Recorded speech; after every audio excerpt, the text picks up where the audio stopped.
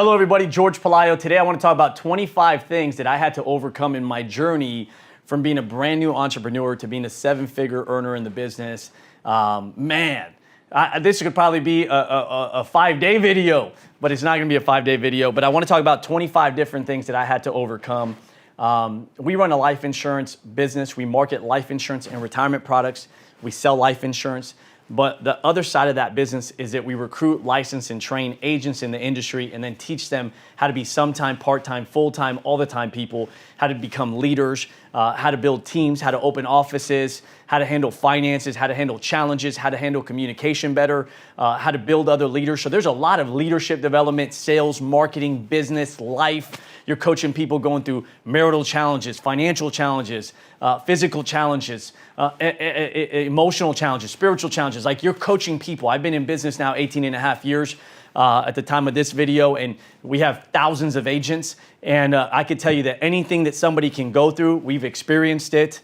I'm never surprised with new challenges, but knowing how to overcome those, knowing how to prepare for those challenges. And this won't be everything, but it's going to be 25 challenges. When I made this list, I said, man, what was the process that I had to overcome for myself from kind of beginning to end? Some of them, it's not in sequential order, but I'm trying to start with the basic things first. I had to overcome the fear of prospecting. In our business, we go out there and we talk to people. We'll reach out, we'll start organically with people that we know and tell them what we do. And hey, I'm getting my license and I'm doing this. Can you help me? I just want you to know what I'm doing so you can help me with referrals. And then from there, you start, posting on social media. You start talking to people, maybe getting associated with people in the community that are good referral partners, realtors, loan officers, credit people, tax people. And so you start talking to people. Anytime that you want to share something that you're doing to try to go grow your business, it could be a clothing business, insurance, real estate, anything that you sell, it could be food truck, anything. When you want to go share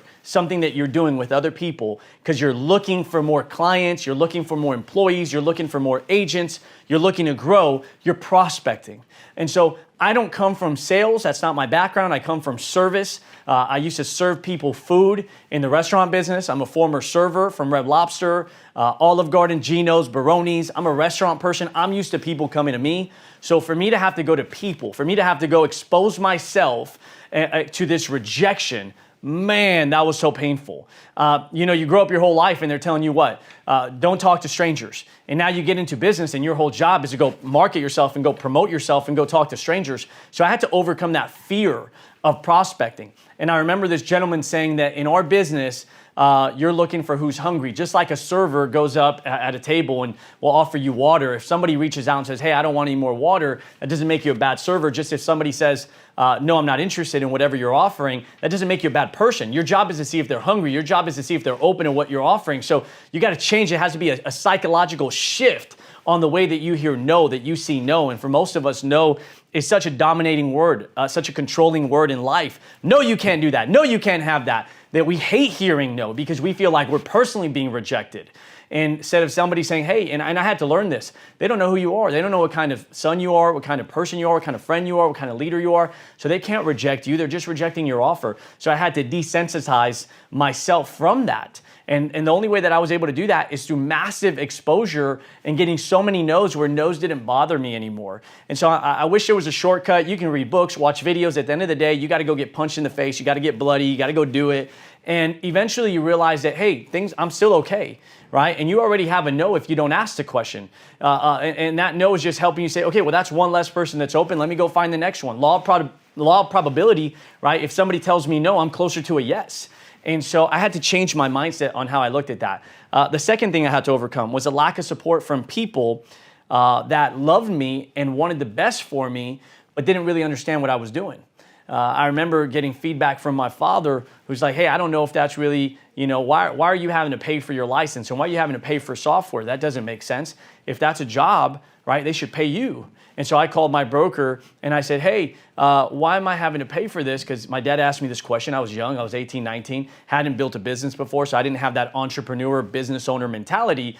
I said, why am I having to pay? My dad was asking me, I didn't know how to respond appropriately. Can you give me some feedback? He says, well, you're not getting a job. You're getting a license through the state. And this is your business and you're building a book of business. And I said, oh, okay. And he says, George, are your parents still married? I say, yeah, absolutely. They've been married 40 plus years now. He says, that's amazing. That is so amazing. That is so rare. You really need to take advice from your father and your mother how to be married. And that's a great area. Are they great parents? They're amazing parents. Man, you really should take advice there. I have a question for you, and I mean this with all kindness and all respect. Would your father wish that you had his financial life, or would he wish that you had a better financial life? I said, no, he wishes that I would have a better financial life than him. And I want a better financial life. That's why I'm doing this, so I can help my family. He says, and in that area, you may need to be cautious of the advice that's where it's coming from. I'm sure it's coming from a great place, but it may not be the right advice. And that's really hard for most people, to go against advice from a father, a mother, a friend, a mentor, a teacher, a coach, somebody that they admire. When they're going to go against advice from somebody that they admire because they believe in what they're doing, they believe in themselves. That's very challenging for most people to do. He says, I don't mean this in any disrespect, but it'd be great for your dad to come down, see who we are, see what we do, so that he can ask all his questions, which he eventually did. And after that said, hey man, I love this. Good luck with it, son, if I can help you. And I got a lot of support from my mom in the beginning. Didn't get a lot of support from my dad. There was a lot of challenge after that moment. It wasn't right away. I had to go win, by the way. I had to go win to overcome that opinion that insurance or investments or this business or building an agency wasn't the right business for me. And so that was really important, guys. There was a lot of friction there. I remember a specific argument that happened at a dinner table where he said, are you going to talk to everybody when we're out? Are you really? Can you just turn that off? And that was this moment. There was a moment there where I said, man, I don't want to. It's a Mother's Day. We're at a restaurant. My dad's upset. I don't want to piss him off more. Maybe I shouldn't. And you kind of like shrink. Should I just not? Should I just not share how I really think? Should I just shut my mouth? And it was at that moment that I said, I got to stand up for what I'm doing. I got to stand up. I got to push the envelope more. And I said, hey, with all respect, yes, I'm going to talk to everybody everywhere I go while I'm growing my business, because I need to retire her, and I want to take care of you, and I want our family to have a better life. And until that happens, I'm going to keep pushing the envelope. And he says, great, you just messed up Mother's Day, got up from the table, left, frustrated, angry. And that's where he was at that time in his own journey. And that's where I was in my journey. And I don't judge him. I love him. Best dad in the world, man. I'm so grateful for him. So it doesn't change the love factor, but I had to have that conviction that I was going to make this work. And I remember making my first $5,000, $10,000 in a month and showing him, Dad, check this out. US Bank, boom, boom, boom, $10,000. Great, son. Proud of you. Got to get it to 20. Showed him 20. That's great, son. Got to get to 40. Showed him 40. That's great, son. Got to get it to 100. Got it to 100. That's great, son. Got to get to 200. Showed him 200. That's great, son. Got to get to 300. That's what a father does, man. They push the envelope. But it's your job. It's your job to respond and go win and raise their belief system and change the way they view whatever it is that you're doing until you win, until you're successful. And then they'll be your biggest supporters. Today, they're my biggest supporters. But I had to go prove that I made the right decision. Number 3, you have to overcome the fear of rejection. I already kind of talked about that, but that was one of them. Number 4, overcome inconsistency. Man, when you first get started and you're going through entrepreneurship, you've had a boss your whole life, you've had a schedule your whole life, you've had a job, somebody's telling you what to do, when to do it, how to do it, and now all of a sudden you're telling yourself what to do, when to do it, how to do it. Sometimes you're not as hard on yourself as that boss was, okay? You're a little bit easier on yourself. And I found myself doing things that I wasn't doing when I had a job that now that I'm doing that I own a business. I'm getting my car washed in the middle of the afternoon. I'm going to the gym in the middle of the afternoon, and I'm saying I'm an entrepreneur. I'm a business owner. I can make my schedule, but I was broke. And so there has to be consistency. You have to start treating yourself like a boss. Be your own boss, right? That's what being a business owner is. There's somebody that's the boss. You are the boss, and you're also the employee, okay? So I had to manage myself better. Time management, scheduling, looking at my time. I remember one week I put everything that I did, and I realized how much time I was wasting. It was incredible. There was an article that came out by Darren Hardy on whatever you want to make per year, divide that by 2,000 hours, and that's what you have to make per hour. Because if you work 40 hours a week, 50 weeks out of the year, that's 2,000 hours. And so I said, okay, well, if I want to make $1 million a year divided by 2,000, I got to make $500 an hour. He says, now break that down further. That's 250 in a half hour, and that's 125 every 15 minutes. And he says, so when you go talk to somebody, you go to the coffee place and you just waste 15 minutes, you just lost 125. If you're out there and you're doing something and you just waste a half hour, you go do an hour and a half lunch when it should have been a 45-minute lunch, you just lost 45 minutes. That's $375. So I started realizing, wow, time is really money. And I started creating a reward punishment system for myself, which changed my life. I said, I don't get to go home. I don't get to eat. I'll have breakfast, but I don't get to eat lunch until I make 50 calls. And guys, when you're hungry and you want to go eat, trust me, it's next level. And you're like, let me make these calls. Let me make these calls right now. Fired up to make these calls because you're hungry. And then I would say, man, I don't get to go home until I hit a certain number. And I remember it'd be 11, 11:30, 12 midnight, and I procrastinated that day. And I said, man, come on, George, why'd you make this so hard on yourself? Why didn't you do it earlier? But until I created that system of reward and punishment, whether I hit the goal or I didn't hit the goal, I still treated myself the same way. And that's why there's so many failures as an entrepreneur, because there's no reward punishment system for them. There's no accountability system for them. So that was a big one. I had to learn how to be consistent, extremely difficult, but it pays. The rewards, man, changes your life. Next one, I had to overcome procrastination. There's this great quote that says, procrastination is the assassination of your destination.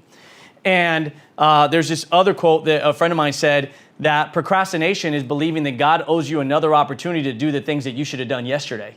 And I said, man, I don't want to disrespect God. I don't want to disrespect the people that I love, telling them I'm going to go win for them. I don't want to disrespect my team. I don't want to disrespect my leadership.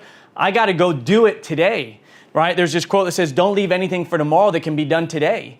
So I started realizing, you keep saying tomorrow, the power of now. Let's do it now. Make that call right now. Let's text that person right now. Let's deal with this challenge right now. Let's film the video right now. Let's do it right now. And I started to have a now mentality, completely changed from a procrastinator to a doer, right? It's how fast can I get it done? The moment an idea comes, the moment something comes to your brain, you got to take immediate action. That's the successful version of you.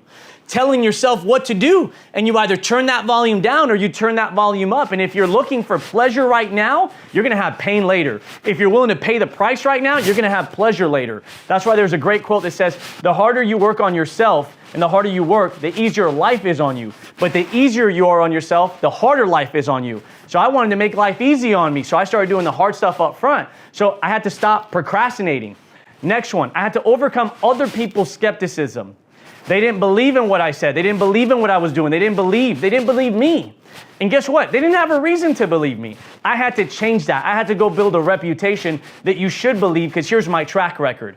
But at one point, I was skeptical too. So I also had to remind myself, George, you've been extremely skeptical in the past. You yourself were skeptical about this. So why are you now upset that other people are skeptical? Skepticism is human nature, but there's skepticism and there's ignorance.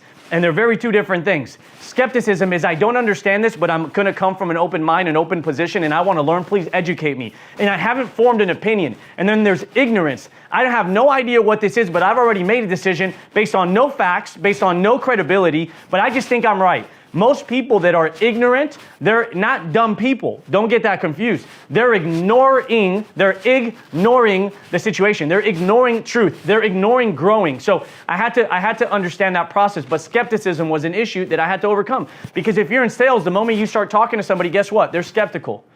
And it's your job, in the way that you communicate, your body language, your eyes, your communication, right? Your tone, your stance, the way that you carry yourself, being prepared, knowing what you're going to say, being prepared for what questions people are going to ask you.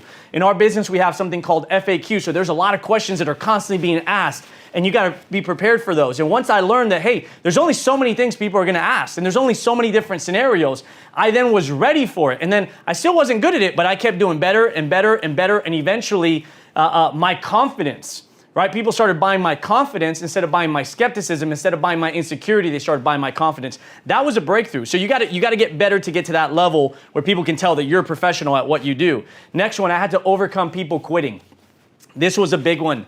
When you're building a business, when you're building anything, there are people that are going to quit on you.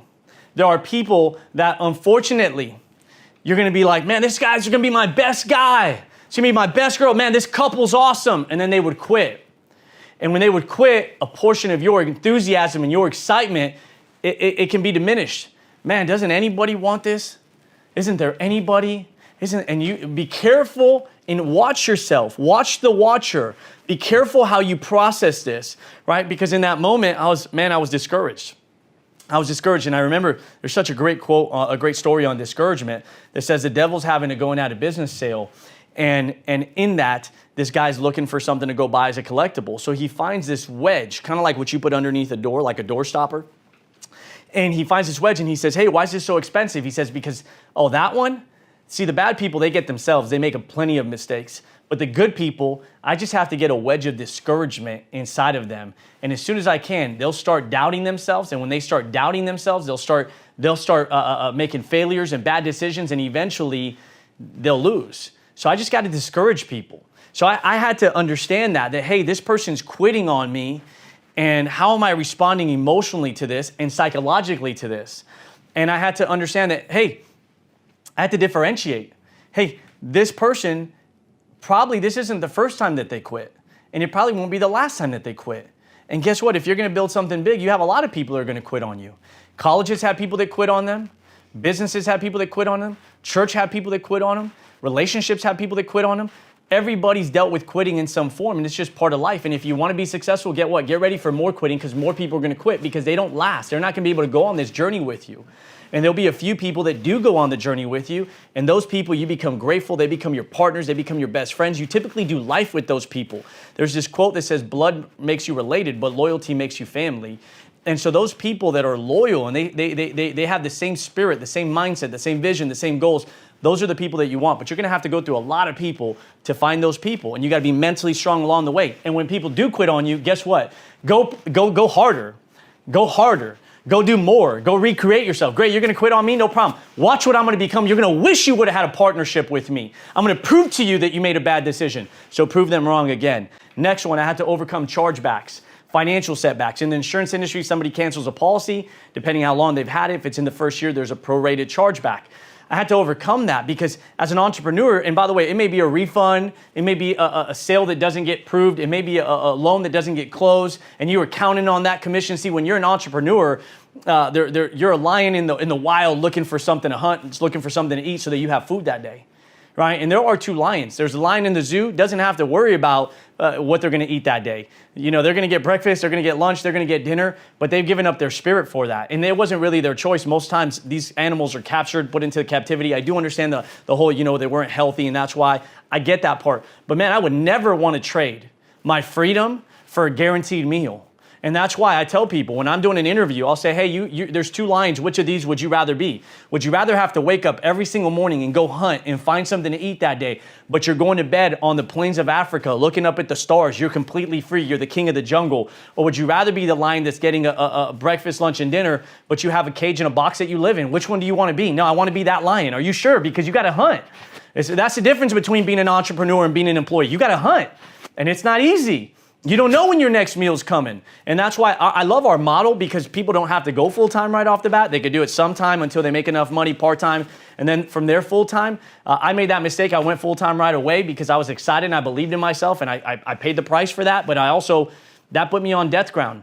And I don't know who you are, so I'm not telling you to do this. I didn't have a wife and kids at the time and didn't support my family at the time financially. So be calculated in your decisions. Don't just go emotionally wing it. I'm going to quit my job, and don't do that to yourself. If you can't make it on a sometime or part-time basis, you're not going to make it on a full-time basis.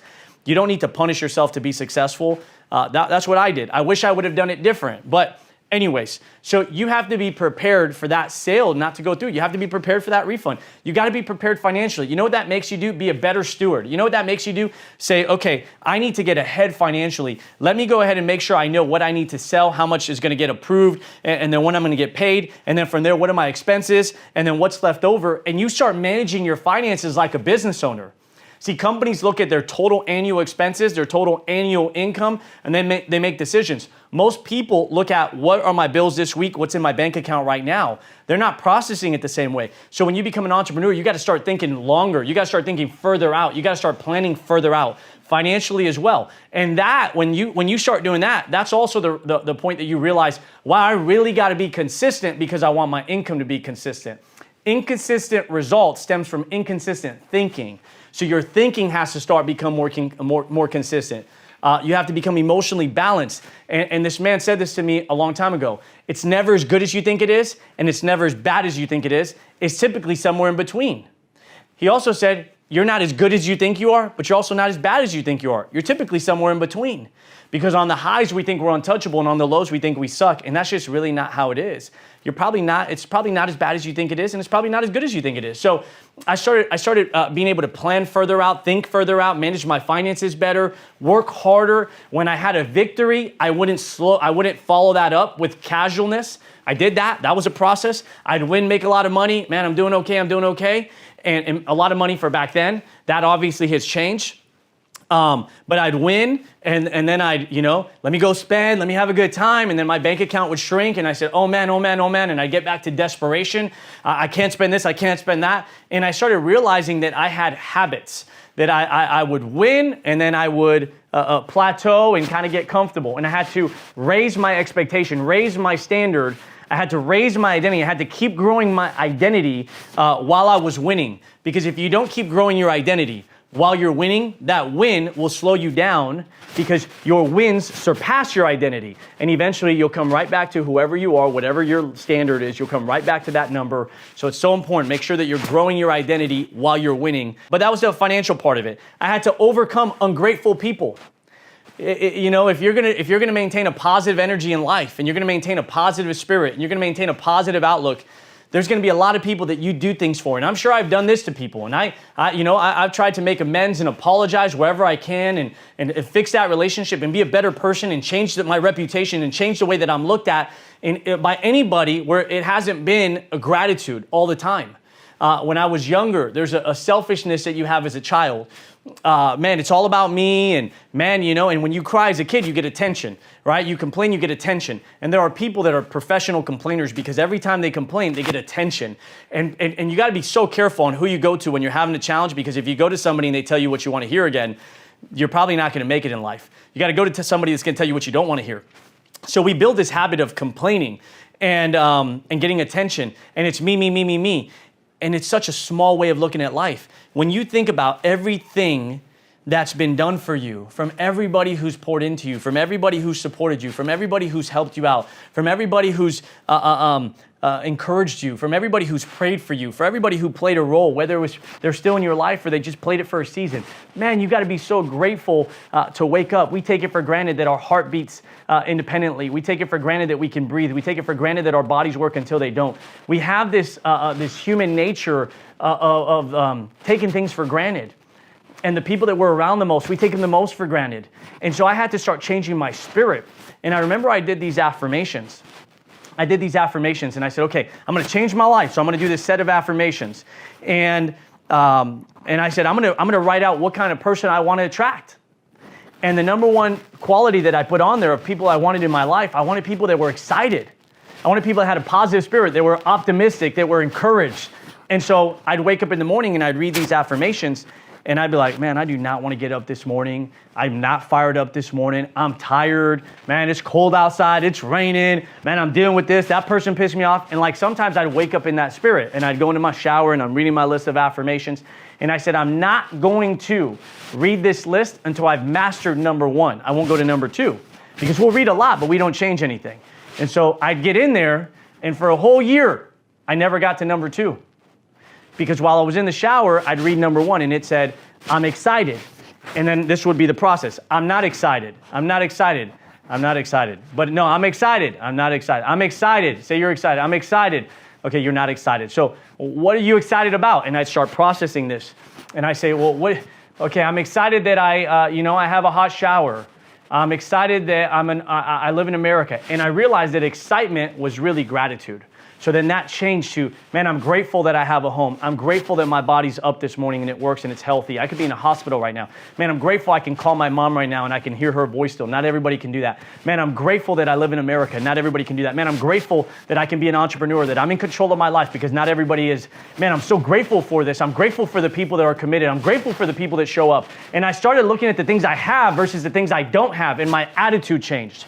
And I became more grateful. And as you become more grateful, ungrateful people no longer affect you as much.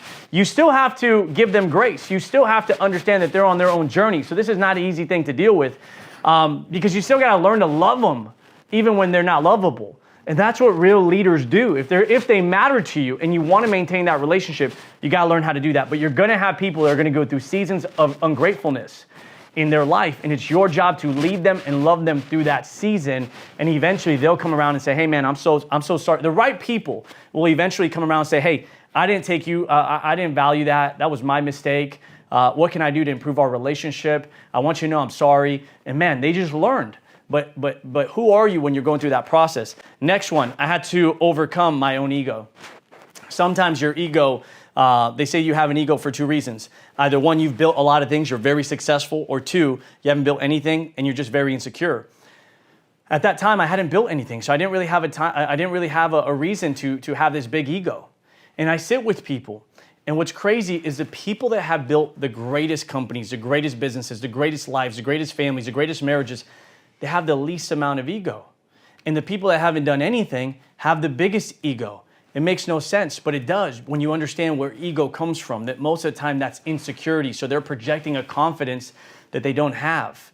And you start, and you don't judge them, you understand that, and you say, okay, I'm gonna get past this point, I'm gonna be interested in this point, and I'm still gonna lead this person until they feel comfortable, they feel safe to be able to be who they really are. Or, right, you can build enough trust where you can challenge that ego, right? There's three phases you go through: friend, mentor, coach. You got to build that trust so you can have that tough conversation with people about their ego. But I had an ego, and I had to learn to submit to leadership. I had to learn to submit to accountability.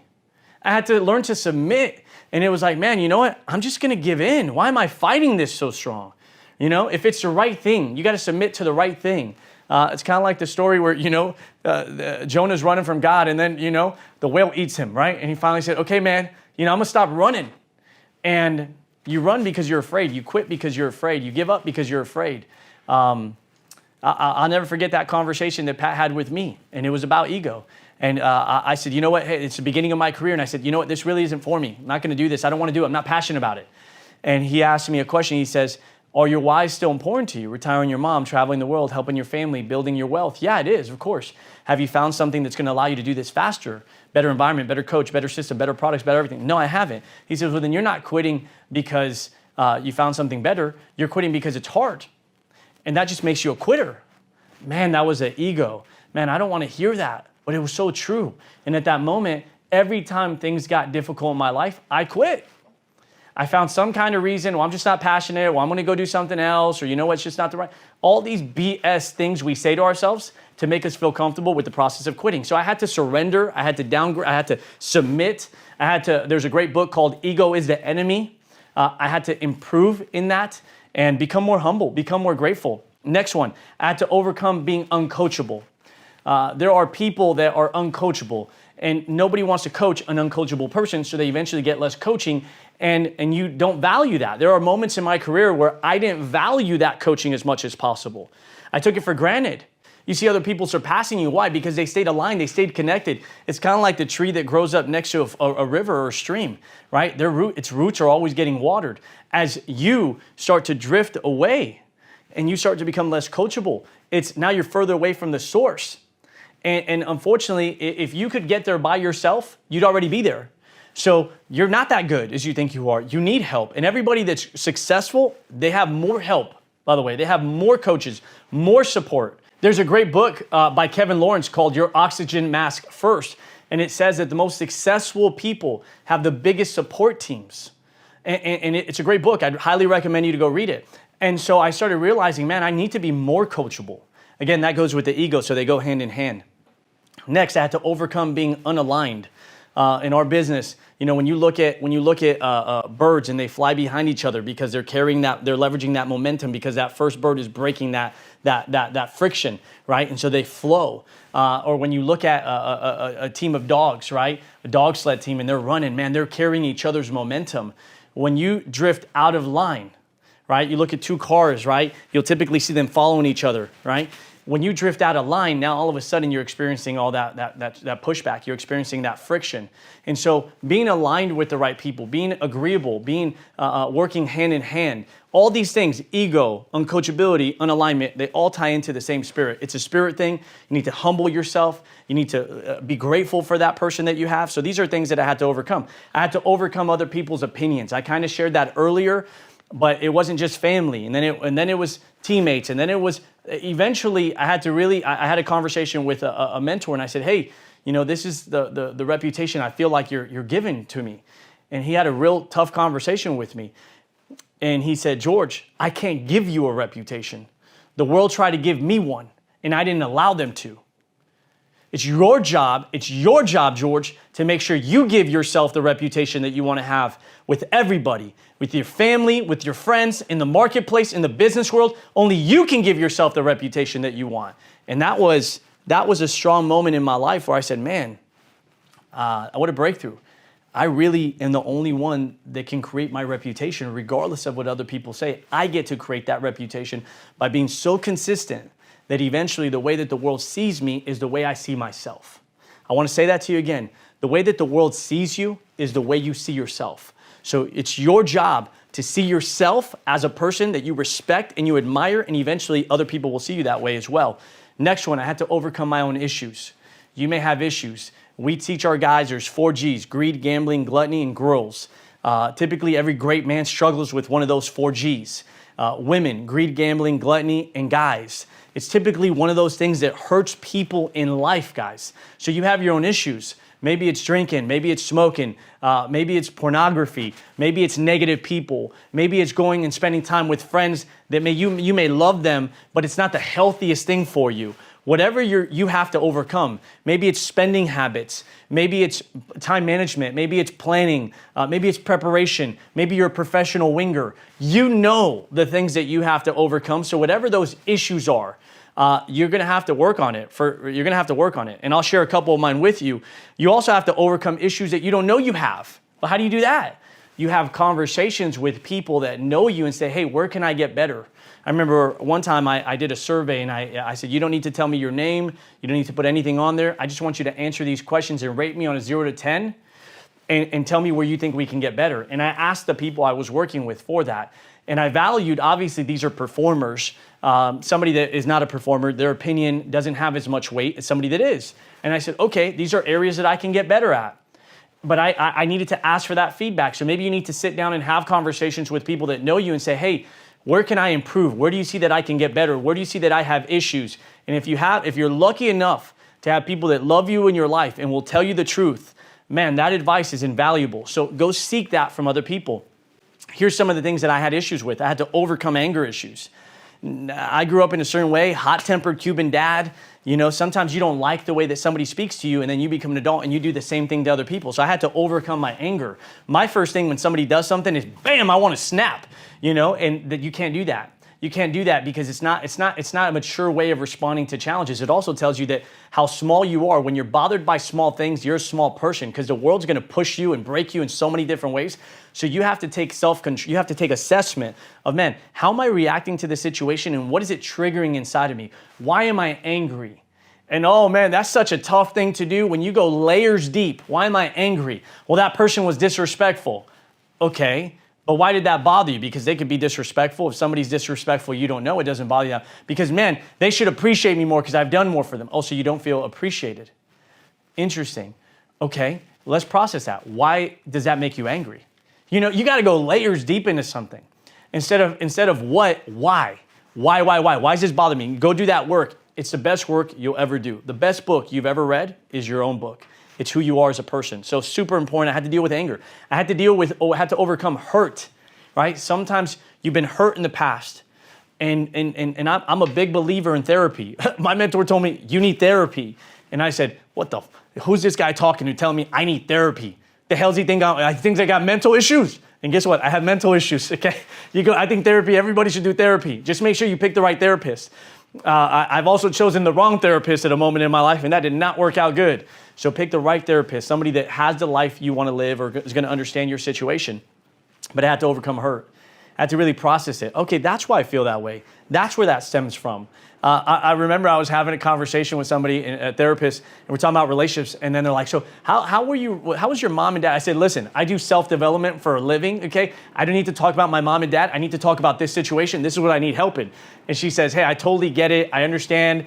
But your first relationship in your life was your mom and your dad. So maybe there's things that are connected to that. And I started processing that. I said, man, that's so true. There's so much trauma as a kid in life, and you got to deal with that. Next one, I had to overcome. I'm a professional at this, winging. I had to overcome winging because, you're like, okay, I'm good enough. I could do it. Or you know what? Let me just do it in the morning when I wake up. Anytime that you leave something for the last minute, it will never be as good as when you prepared. And the more successful you want to be, the further you have to think, the further you have to plan. We talked about that when we were talking about compensation. But the more successful you want to be, the bigger the business you want to run, you have to be looking further into the future. So I asked the CEO, Mehran Asadi, the other day, who runs a national life group. They did $42 billion in revenue, somewhere around there.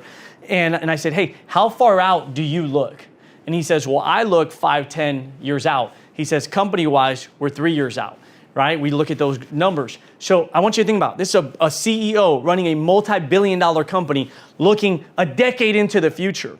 When I would have conversations with Pat, he taught me this. He says a short-term business plan in America is 2 months, 3 months, 6 months, a year. He's like a short-term business plan in China is 50 years. And obviously, the concept of that, right? Because you think further out. I was such a short-term thinker. So I'm like, hey, you know what? Well, I can do it now. I could do this. I could do this. And I found myself responding to situations. And we were on a call one day with all the vice presidents, and one of my partners asked Pat a question, and he said, hey, I got all these things I want to do, and I feel like overwhelmed, and I feel anxious. And he says, Pat said, have you ever seen me feel that way? No. Why? Because I'm fully prepared, and I have the right support, and I'm planning further out, so I'm never responding to situations. And if I do have to respond to it, it's not coming from a place of anxiety because it wasn't something that I didn't do. Typically, anxiety comes from when you know that you should have done something and you don't do it. And we have 5 P's in our business. Proper preparation prevents poor performance. Proper preparation prevents poor performance. I was a professional winger, and I could get by with that. And see, that's the biggest challenge for some of you guys that are talented or you can wing something, because you'll never win to the level that you could if you would have prepared, right? If you would have planned, if you would have really been more strategic. And Pat taught us 4 things, right? Outwork, outlast, out-strategize, and out-plan, right? Outwork, outlast, outplan, out-strategize. And so I started really realizing that, man, I got to plan further ahead. If I really want to make these millions of dollars or hundreds of thousands of dollars or whatever your goal is, I want to lose all this weight, man, I really want to, my marriage should be great. The longer your plan is, the further you could see out, the more likely you are to become the things that you want or accomplish the goals that you have. So I had to learn to overcome that. Next one, I had to overcome quitting when things got hard. I've shared that a lot through this video, so I'm not going to go too much into detail.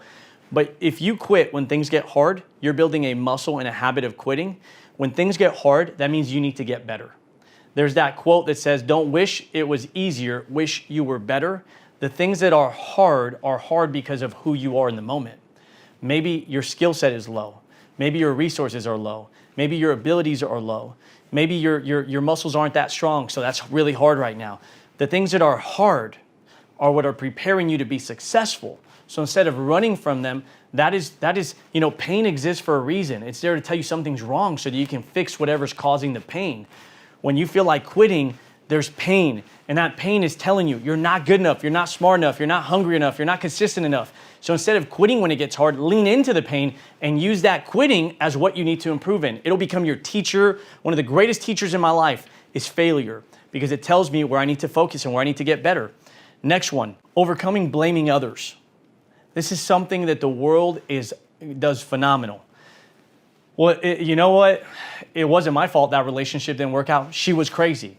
It wasn't my fault. He was just an a-hole, He was just so selfish. You chose that person, right? So why'd you choose that person? And why didn't you process? And why didn't you discover who that person was? So it's so easier to blame people versus you saying, well, how's my process of examination? I remember Pat recommended a book called 101 Questions to Ask Before You Get Married. And those are questions that are tough questions. You know what? People don't want to go through those questions together.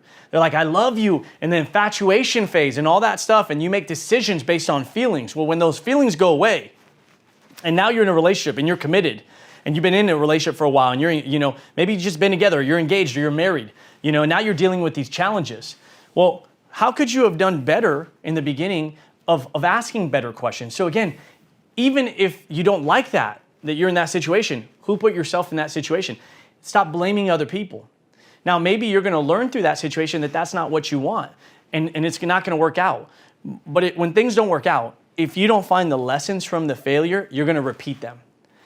It's even when my team, we have a big organization, when they drop the ball, it's my job, it's my fault. And I'll say, and I've done this wrong. I'm like, man, it's you guys' fault. I did my part. Why didn't you do your part? I did that one time when I was a new entrepreneur, and I blamed people. And I walked away feeling like a complete a-hole, right? And I also said, man, I lost respect for myself. I said, you're their leader.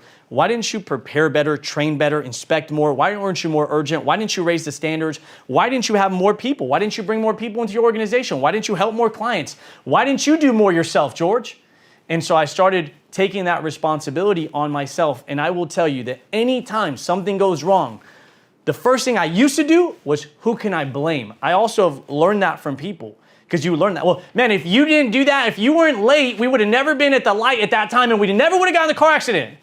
My God, there are people who are professional blamers in this world versus saying, hey, what could I have done better? What could I have done better? Maybe I should have woken up earlier. Maybe I should have prepared you better. Maybe we should have set an alarm. Maybe we should have left earlier. Maybe we should have driven there the night before. There's always a list of 1,000, 100, 10, 5, 1 things you could have done better to avoid that situation. So when things go wrong in my life, instead of blaming, today I ask myself this question: why did this happen? What is my responsibility? What could I have done better? How can I influence this? How can I change it? Everything comes back to this word I. It's never them, they, we. It's I. Successful people, I. Right? And let me give you the last couple ones. I had to overcome making excuses. There's this great quote that says, you can make excuses or you can make money, but you can't do both. There's this funny quote that says, excuses are like buttholes. Everybody has one, and yours stink, okay? I know you weren't expecting a butthole on this video, but I used to learn to make excuses. And, well, this didn't happen because they didn't show up. Okay. And my leadership would accept that in the beginning. Okay, well, let's do more because I'm newer, right? They don't want to kill me too fast. You got to be gentle with new people while you're building leaders. And eventually there was such a relationship, there was trust. And then I said, hey, you know what? We just didn't do it. No excuse. No excuse. It's on me. We just didn't do it. And Pat said to me, no excuse now is your excuse. No excuse is your excuse. You say no excuse so that I can't challenge you, but that now is your excuse. That was an epiphany for me. And I said, man, there are two kinds of people: those that get results and those that have reasons they didn't get results. And I wanted to be a person that got results. So I realized, well, I got to do more then. But the solution is always in my hands. And when you live your life that way, where the solution is in your hands, you're going to do better as a person. Life's in your control. When it's always somebody else's fault, then you're not in control of your life. And I don't want to live in a world where I'm not in control. I want to control the things I can control and pray that God's going to do the rest for me and believe that God's going to do the rest for me. So stop making excuses. I had to overcome making excuses. I had to start taking responsibility. And that started helping me win more in life. If you make less excuses, you win more. It's such a beautiful concept. I had to overcome vices. You know what your vices are. I remember there was a moment in my life where I'd go to lunch and I would have a drink at lunch. And then one drink would lead to 2 drinks. And that would kind of mess up my performance for the rest of the day. And it was typically, I said, well, why are you doing this? What is it that you're trying to escape? Why don't you replace this with a good habit? Okay, when you go to lunch with these people, these are the people that you have drinks with. Maybe you need to stop going to lunch with these people. Maybe you need to build a new habit, right? And it's easy to say, well, I'm going to change, right? But when you're in that environment, you're going to be tempted. So remove the temptation, right? So I started realizing, man, there are some certain vices that I have. Sleeping in. You know, maybe you that's your issue. You sleep in. Maybe, end of the night. I remember it would be end of the night, have 1 or 2 appointments cancel. And I'd be like, man, you know what? I'm going to go home early today. I'm going to dip out early. I'll do it tomorrow. And I realized, hey, you just closed your business early because there was no customer there. There's not going to be a customer there tomorrow now too. So it's your job. Make sure you stay open. Go plant more seeds. There's this quote that says, you don't judge the day by the harvest you reap, but by the seeds you plant. And so I realized, man, I got to raise my standards. So what are your vices? What are they? For you, they may be different. But you got to know what they are, and you got to deal with them, because if you don't, they're going to deal with you. Okay? And the last one, guys, that I want to give you, I had to overcome past and current success. I had to overcome past and current success. Often when we win, we want to live in the past. Man, but I did this, and I did this, and I gave this, and there was a meeting that was coming up in our company, and it was to do our values and principles. And I was having a conversation with Pat, CEO, founder, leader of the company, and I said, hey man, I've done a lot for the firm. And he says, I don't know if I want you this meeting. And I was really offended by that. I was hurt. I was like, man, I've given my life to this. I've given so many years to this. Like, what do you mean? And I didn't understand that. I really didn't understand that. And so I had a processing conversation. And he says, what you've done for the company, we're grateful for, and it's got us here.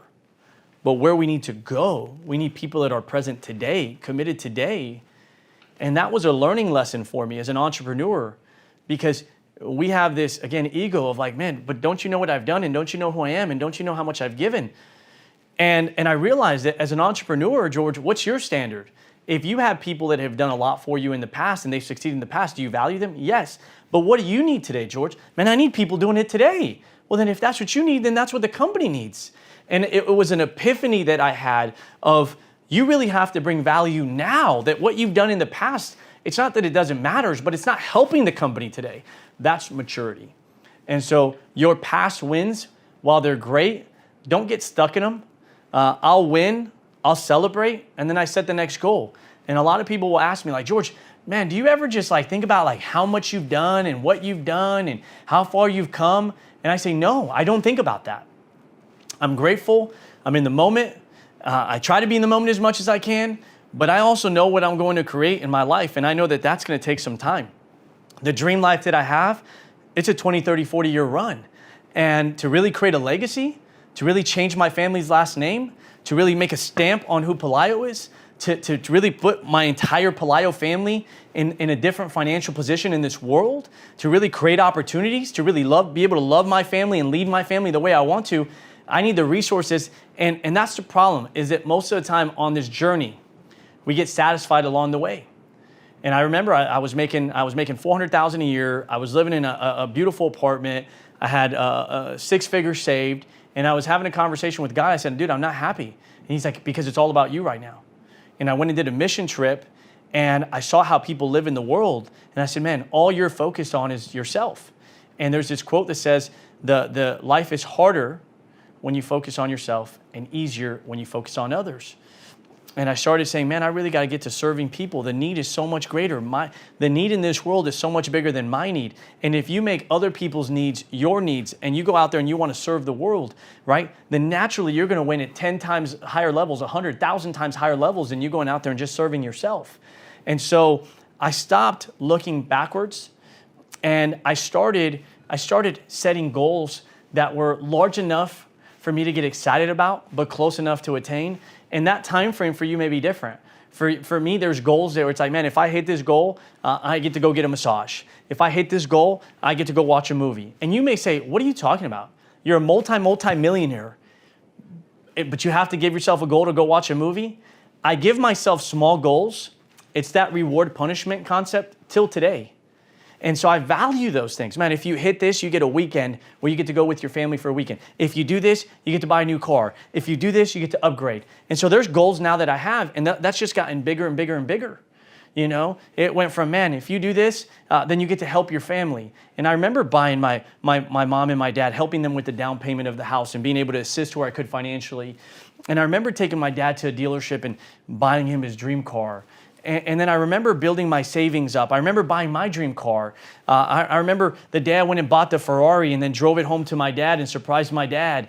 And what that meant to us, because we used to build these Ferraris together from Toys R Us, the model ones. And I said, Dad, can we buy a Ferrari? And he said, son, I can't, but one day you will. And I remember going to this open house and saying, Daddy, can we live in this house? And he says, son, I can't, but one day you will. And going from this person, guys, it was an 18-year-old broke server, no money, bills, overwhelmed, insecure, a lack of confidence, lazy, quitter, to today running the business that we do over 37 million last year in sales, offices throughout the country, leaders that are winning for their families, becoming community leaders, and what our next goals are. I'm so grateful for that journey, and you will be too. But you're going to have to overcome a lot of things along the way. These are just 25. I could probably give you a list of 200 things I had to overcome. You're going to have to overcome a lot. But once you decide that you're going to overcome anything that comes your way, that's half the battle. And then doing it's the other half. And then you win, and you're so grateful. You're so grateful to God. You're so grateful for the people that played a role in your life because you didn't do it by yourself. And you're going to have this moment for yourself where you say, man, I'm so grateful to you. I'm so grateful that you stuck it out. You didn't quit. You didn't give up, that you just showed up every day, even when there was no reason for you to show up, even when you didn't feel like showing up. Man, I'm so grateful for you. I'm so grateful for that guy 18 and a half years ago that didn't quit, because today we live our dreams. And I hope you do too. I hope this video encourages you along your way to winning and growing and getting everything you want in this world, because you can have it all if you're willing to change. Take care, everybody.